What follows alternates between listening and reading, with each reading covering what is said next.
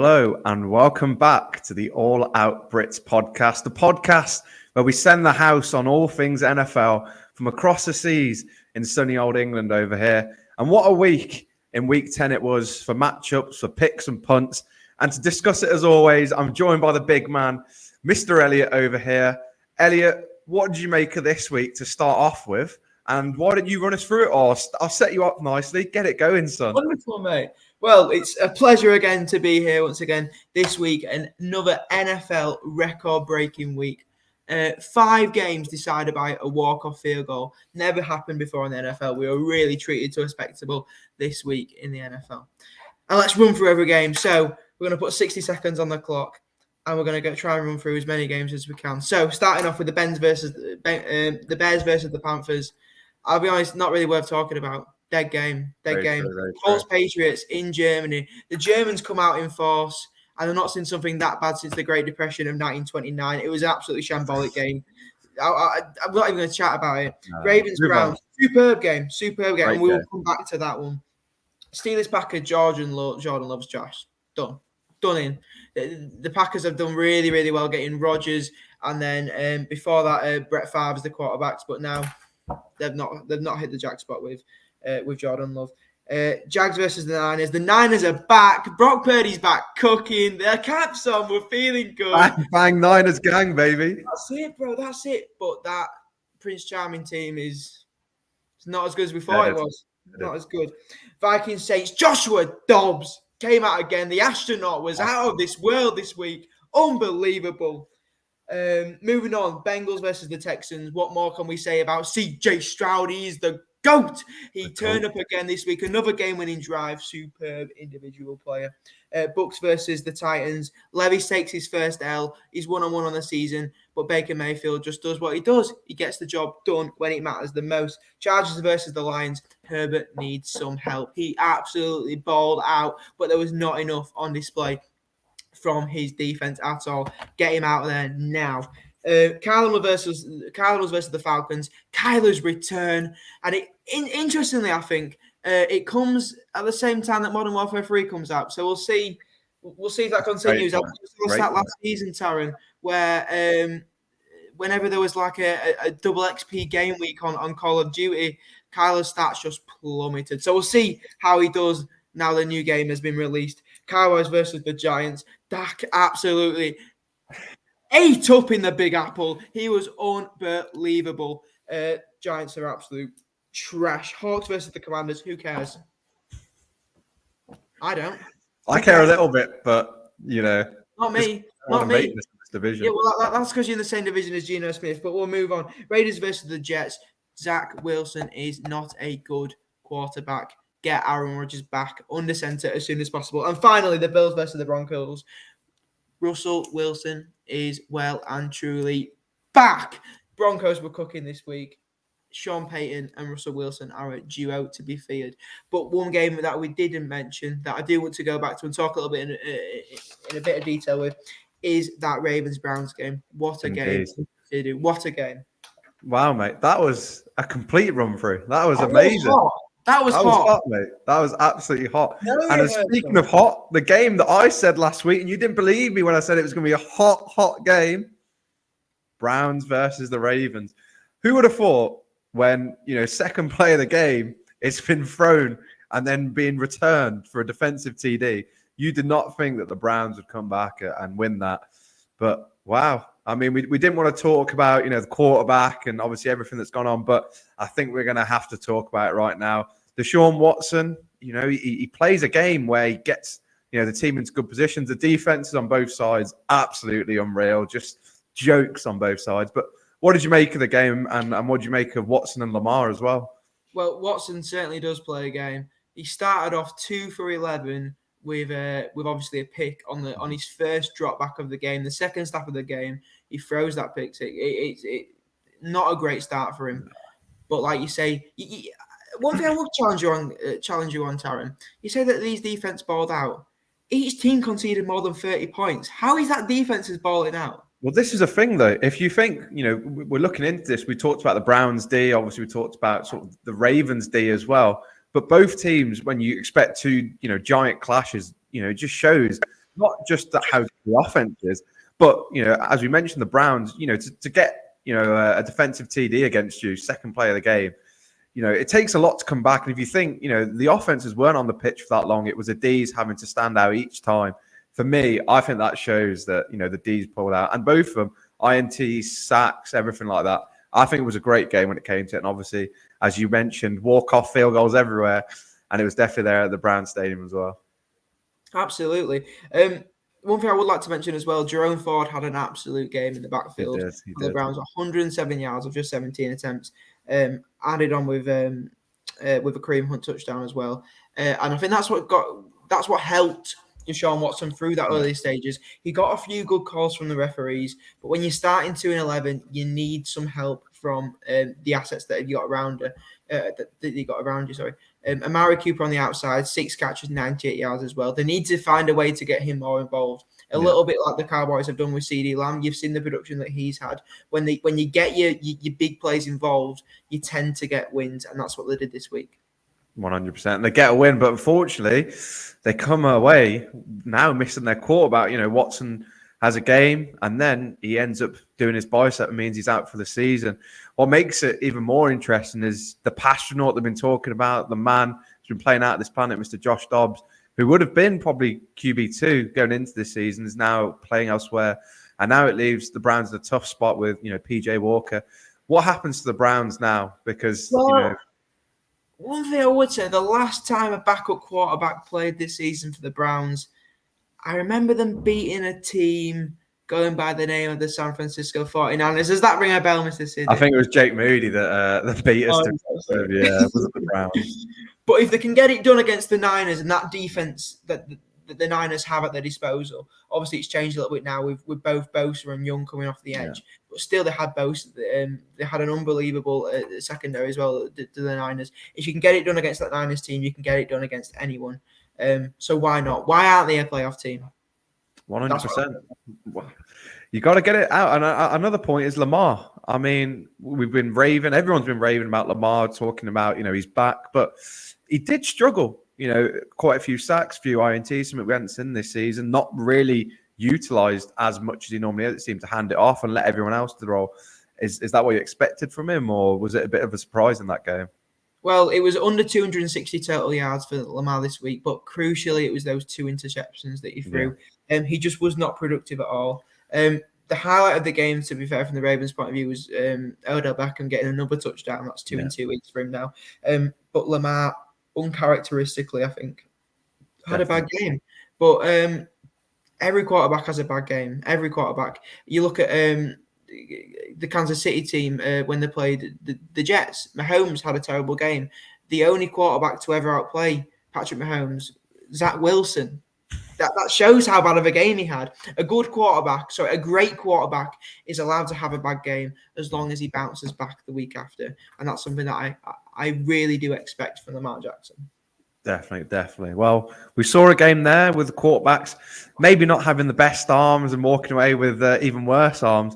But looking at a man whose arm is really under scrutiny at the moment is Mr. Josh Allen, America's sweetheart, the beautiful man for the Bills, but he's just not getting it done right now. And to lose to the Broncos country, let's ride. Sean Payton has come in. They've invested a lot into Russell Wilson. And you know what? He seems to be getting it done. That game, what a game. Just talk us through it with that one. Broncos country is riding. We ride, bro. It's going, and Russell Wilson is playing out of his skin. I think that throw to Cortland Sutton in the end zone for a touchdown, the lowest ever PFF probability for completion, 3.8%. That's mad. Not only did he run away from a sack, but it looked like he was throwing it out of bounds. He just tossed it up there and he put it in a place where only his receiver could get it. He started to ball out a little bit now as Russell Wilson, which is the Russell Wilson that we all thought that we hoped, and the one that we all prayed that we got. Yeah. Last season he was absolutely trash. He was horseshit last season. If we're going to be honest, Mr. City, he was terrible. You're not wrong. But this season he's playing how we all thought Joe Burrow would play. He's making plays. He's carrying the team on his back, and I think adding Sean Payton, who is an absolutely elite head coach, to that team has really helped Russell Wilson develop as a quarterback in Denver. 100%. And then Josh Allen, I believe he's had the most INT since 2019, and he's been struggling in the last few weeks. And his partner in crime, Mr. Stephon Diggs, from the sounds of it, he's not happy in that camp. Trayvon comes out, your man over there, comes out and starts talking smack, saying that his brother needs to get out of there. Just looking at that, could we see Diggs going elsewhere? Because, the connection he has with Allen, it's been incredible. If you look at, the season before, they were absolutely cooking it as a pair. And, they're probably one of the most productive pairing. But what's going on over there? Obviously, they fired the OC as well. Can you see it all turning around? Or could this be the beginning of the end for the Bills? I don't get why you're firing an offensive coordinator, because your quarterback keeps throwing absolute dimes to the defense. It's a joke. It's an absolute joke. The plays were there to be made, and Josh Allen just didn't step up. The Madden curse strikes again on the front of the season for this year's edition, and he's just been absolute garbage. Yeah. He's not been getting it done. And with Diggs and with his brother Trayvon coming out and saying those little things, could Dallas be getting CeeDee Lamb and Mr. Stephon Diggs on the outside? Because that would make us crazy Super Bowl contenders, if you ask me. But yeah, he's just not been getting it done this season, and I think that Bills team deserves someone who can get it done and who can go deep in the playoffs. And we've seen him do that before, but I don't think that's the same Josh Allen that we're seeing this season. No, unfortunately not. He's been taking L's on the pitch, but would you say he's taking a W when he goes home to Haley Steinfeld at the end of it? So who really is the winner? That's probably what we should talk about. I mean, I got told off a little bit for the Living Dunk last week, so I'm going to go the fifth. I'm invoking the fifth. Yeah, all right, we'll move on swiftly then from one good-looking quarterback to another one. Mr. Justin Herbert in a game, again, that we'd highlighted as being an absolute shootout. And a shootout, it bloody was, because, wow, what an absolute game. And Justin Herbert, like you said in the intro, had the game of his life, but that man needs some help. He needs some assets around. When you think he has enough, if you look at, he's got Williams there, he's got Eckler, but it just doesn't seem to be enough. I don't know if it's on the offense side or the defense side, but the Chargers just can't seem to get the results that they need to. What did you make of that game? I think if as an NFL franchise, a good NFL franchise, if you're putting up 38 points, you deserve to win a game. Yeah, as a team, when you scheme a game plan each week, you're wanting to put up as much points as possible. You wanting to try and score 4 touchdowns, 5. When you're putting up 38 points and losing, that is not down on Herbert. He 4 touchdowns just the one interception.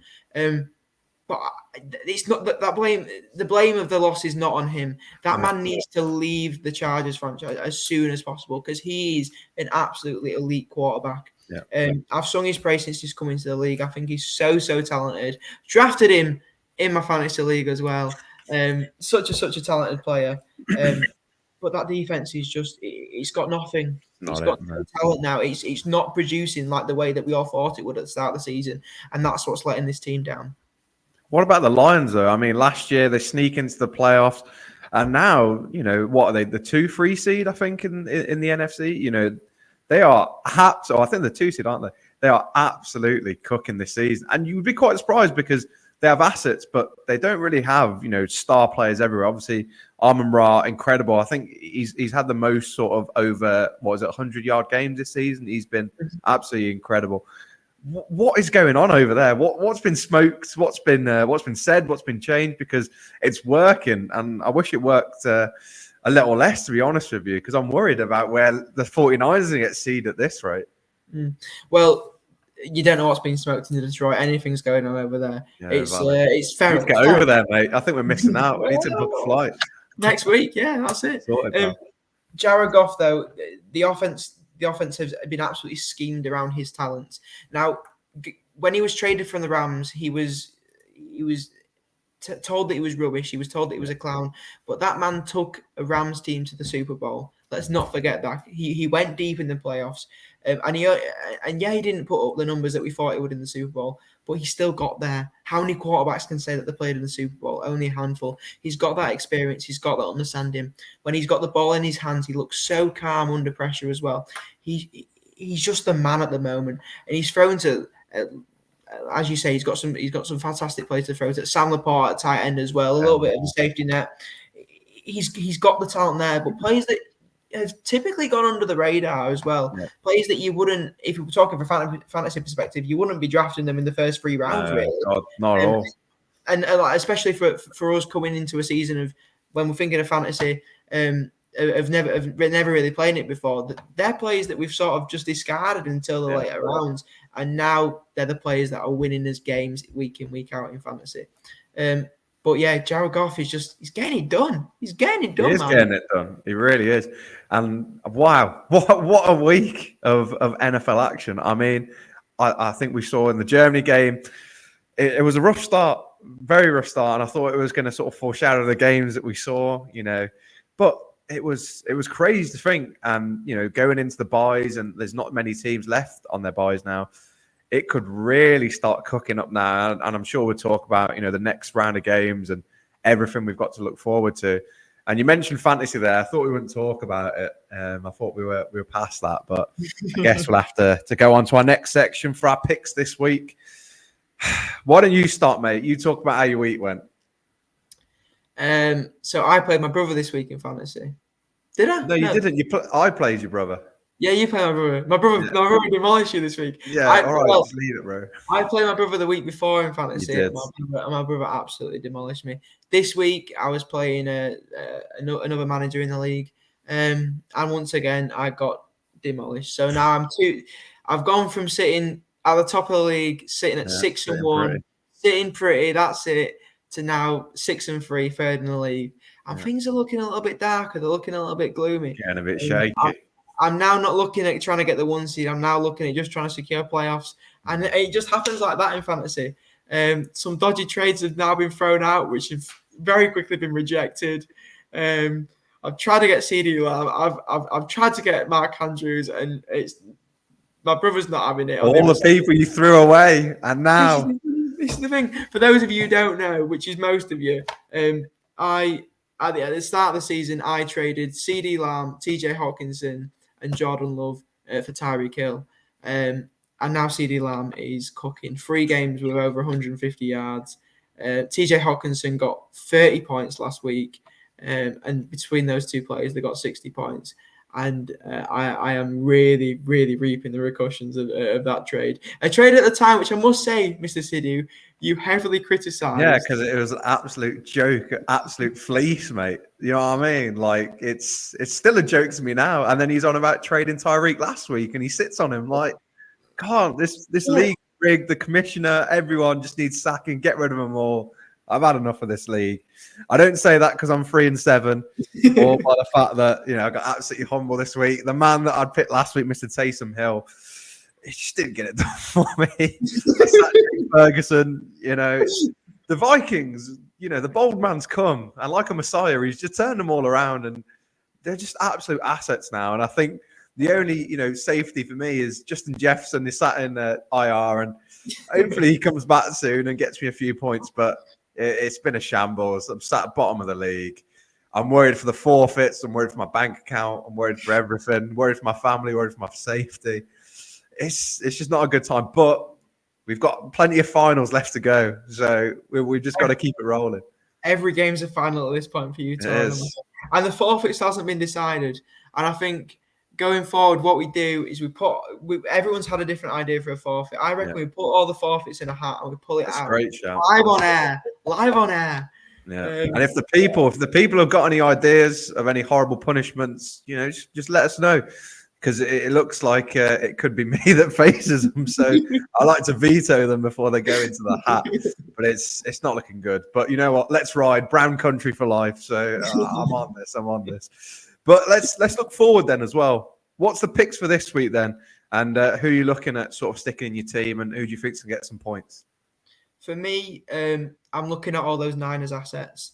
So we're talking Brandon Ayuk, Deebo Samuel, George Kittle. Last week, when they all play together, that offense clicks so much more, and each one of those gets points. Mm-hmm. But when one of them's injured or the team just isn't clicking, the points just aren't there for them. Kittle's been very hit and miss this season, and I think if you're coming off a week with Kittle where you've got 20 plus points with him, I don't think it's a bad idea for a trade.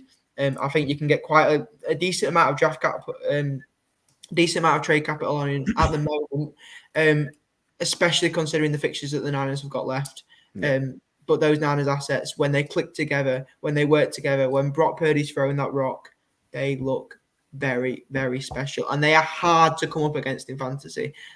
Let me tell you, they are hard to go up against in fantasy. Christian McCaffrey, if someone can figure out a trade to get Christian, like, can I just say, I've got the number 1, the number 2, and the number 6 wide receiver in fantasy, and I offered them all.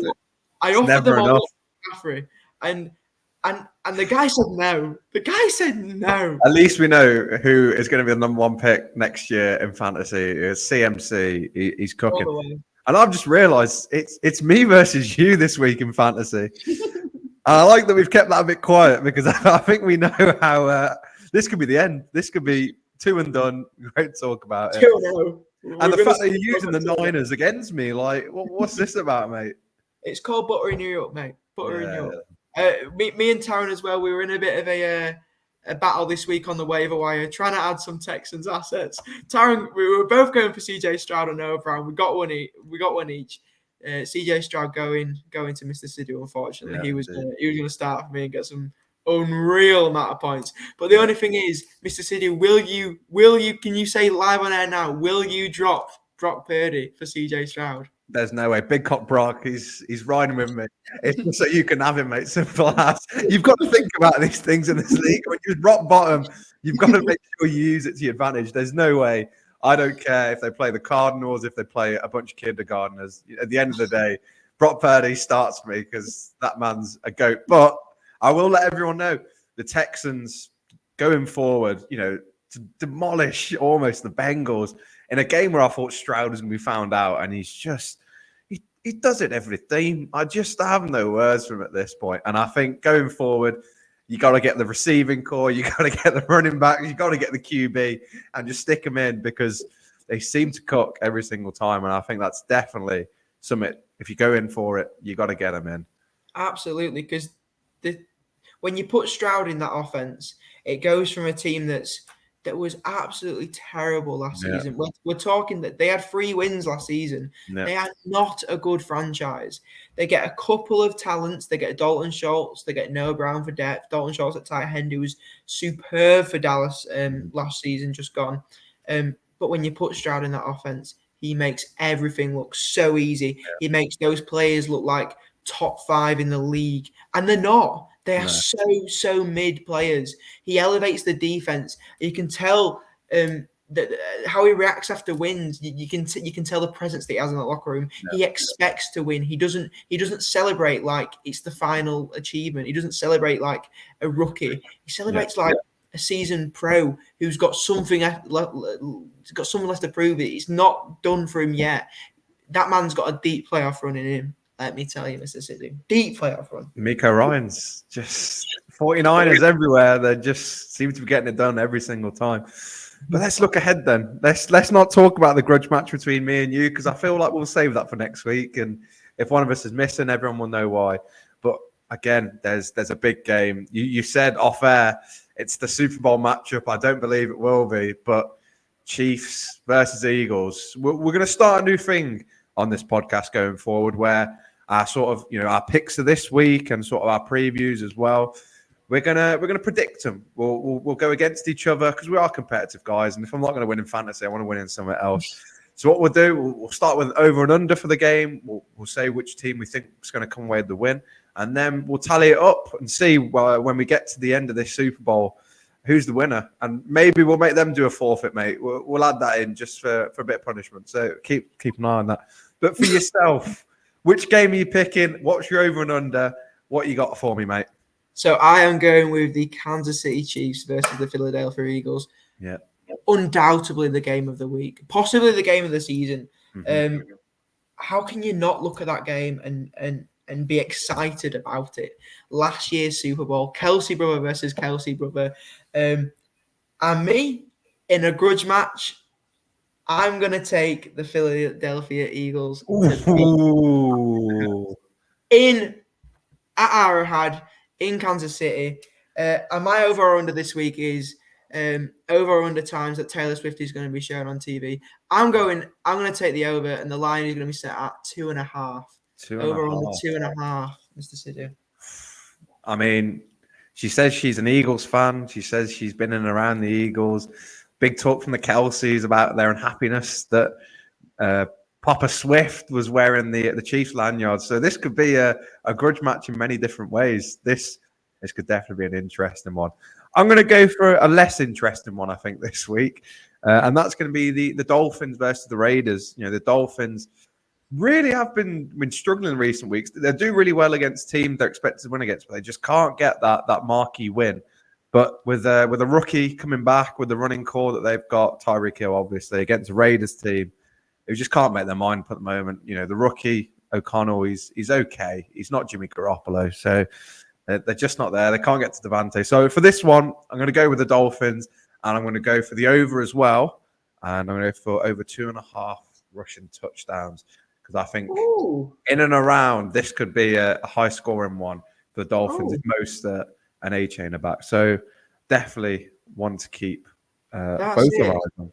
That's it. If Devon A-chain comes back, I mean, he's sat on my IR on fantasy. I'm praying for him to come back. I need another 50-point game. I don't want him to come back this week. Just save him another week, pal, please. He's going to be benched this week. Don't worry. He's been benched this week. We're just going to see what his production will be like.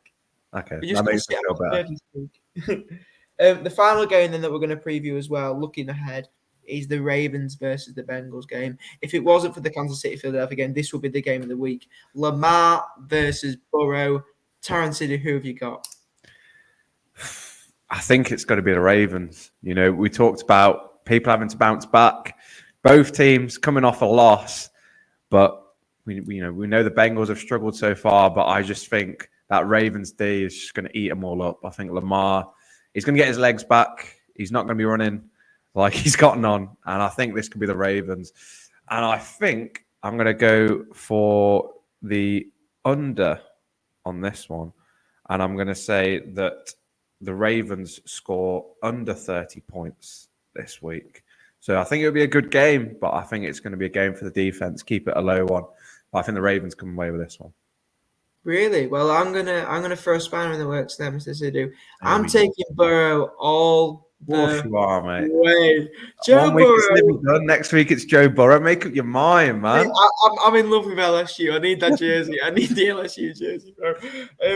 For me, Joe Burrow is an unbelievable quarterback, and he's going to show that this week versus the Ravens, and he's going to show why he is a better quarterback than Lamar Jackson.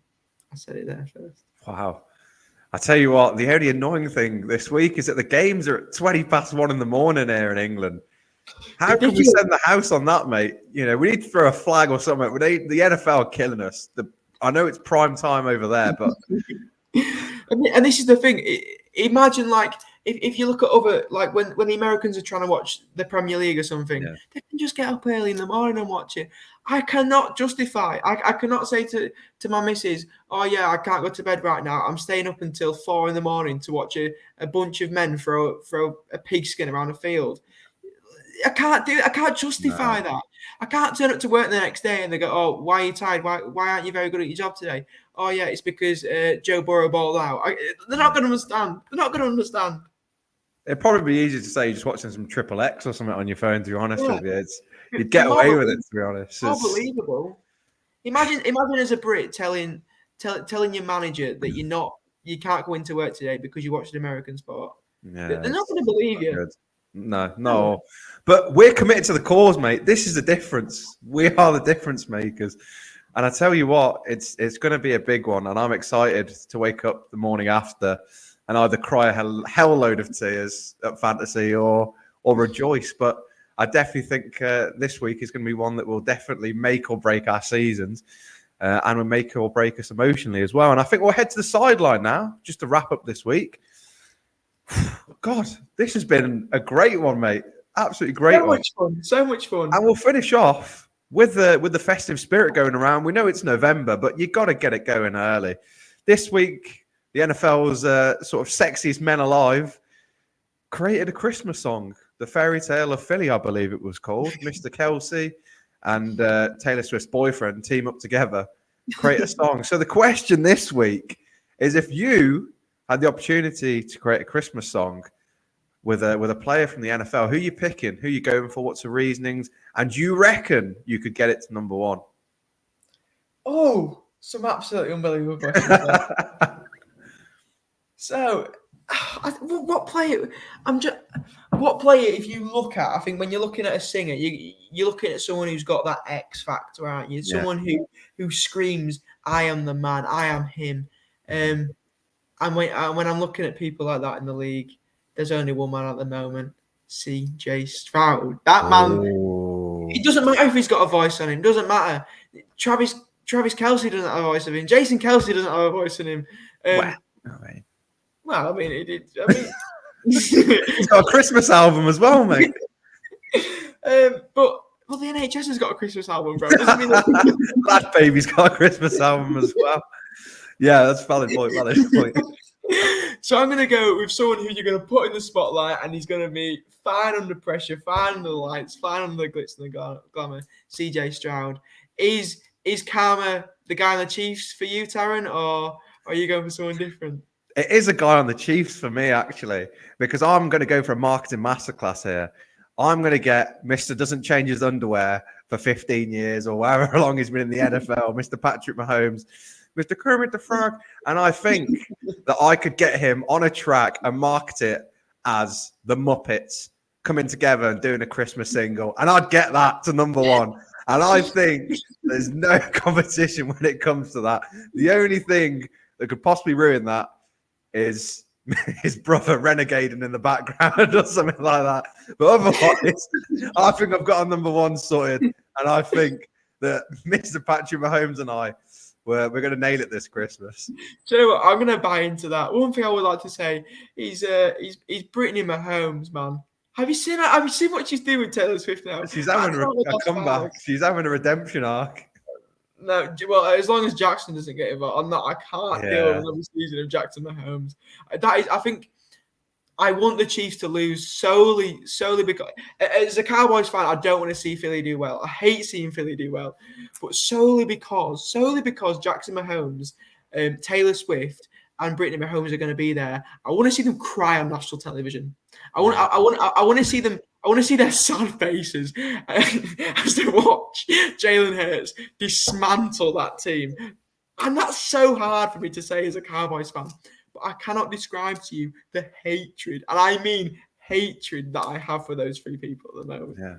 I mean, we've seen one man that we didn't want in the NFL now having to sit out the rest of the season.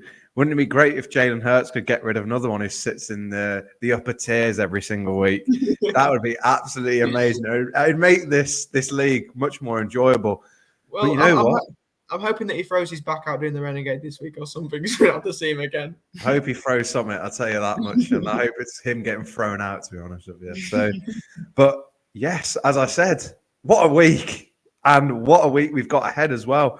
And what a pod. I tell you what, mate, we're getting good at this. You wouldn't think that we're British. Bro, I tell you what, after the first week, we've been away. We've discussed it. We fired the OC. We fired the men upstairs. And we've come back and we sorted it out. That's it. And I'll tell you what, when you go into a podcast after more than a 10-minute conversation and you do a little bit of planning, it shows, doesn't it? We've had so much fun. Not bad for armchair fans, I suppose. Not bad at all. Not bad at all. Well, if you enjoyed the armchair fans and if you enjoyed everything that we got going on here on the All Out Brits podcast, well, like I said last week, on here we go full send and we're always pushing you back and bringing you back for more. And so we'll see you next week, where you join us again, most likely, for another edition of the All Out Brits podcast. Thank you very much, and we'll see you next time. See ya.